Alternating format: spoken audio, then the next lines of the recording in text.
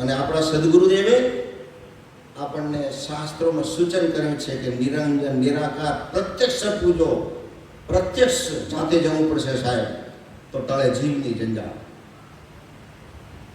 નિરાકાર છે, નિરાકારની પૂજા છે સાહેબ, એ અવધૂત છે, અવધૂત. ત્યારે શાસ્ત્ર જવાબ આપે છે કે અવધૂત સત્ય हमारा गुरु है.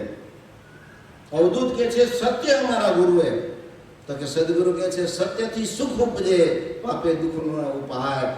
અનંત દુઃખી અગર સત્યને આચરે તો પલમાં દુઃખ દૂર થાય. સત્યનું આચરણ કરવું પડશે સાહેબ, સત્ય ઉપર અડગ રહેવું પડશે, સત્ય ઉપર નિષ્ઠાથી રહેવું પડશે.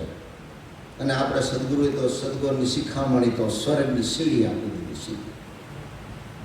સીધે સીધી સીડી